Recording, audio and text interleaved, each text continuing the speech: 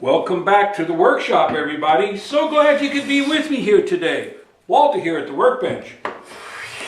So the other day, I made a video and I never posted it. Why, you might ask? Well, very simply, I wasn't sure if it would offend anybody.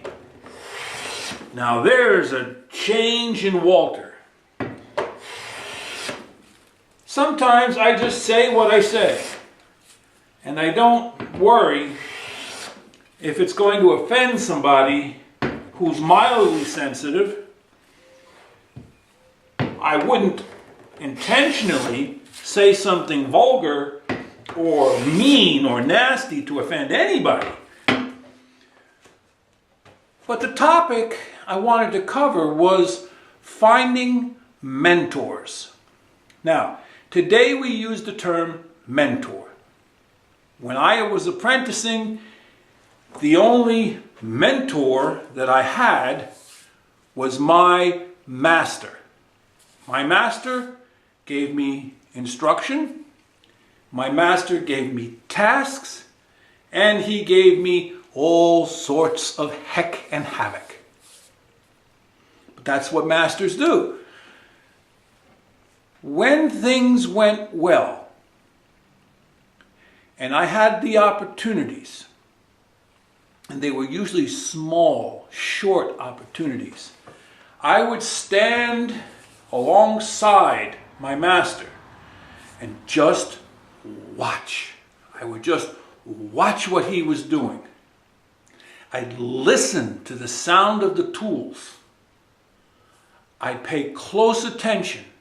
And that's where I learned the most. Not him telling me a lot of things.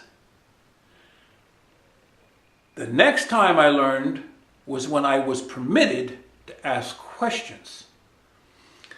Every once in a while it would come up, I had a question, I would say, why this? And he either would show me why,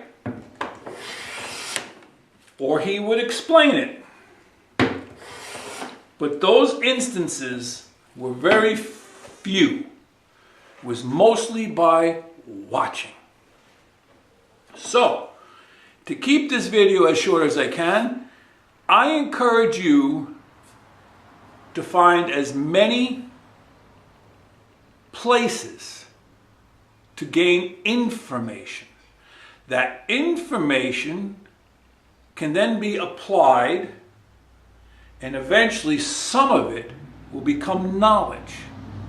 And over time, that knowledge, when repeated over and over and over, and success after success after success, becomes wisdom. You'll know instinctively when not to do something. On your quest, you will want to meet up with people who can guide you through a challenge. Those will be your mentors. Because here in the United States and in many countries around the world, we no longer have a true apprenticeship program. All right? But you can find people through clubs, guilds, word of mouth, other unions or organizations in your area. And you'll find that one person who will help you more than anyone else. That will be your mentor or your master. The other thing too is don't overlook books. There are hundreds of years of written information. Some call it knowledge, but it's information until you can convert it into knowledge that you overlook, which is free at your library. You don't even need to buy the book, okay? You go, you read, you go home, you try. They also have video series on educational topics on how things were done. I've been watching some videos lately from the 1920s and 30s and 40s from overseas. And I can't understand the language. I get a few words here and there.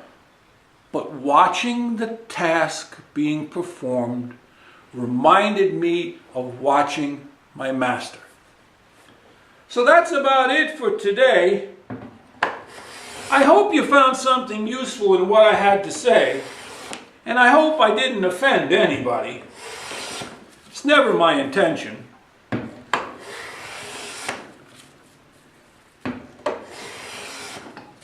If you like the video, give it a thumbs up. If you don't, don't.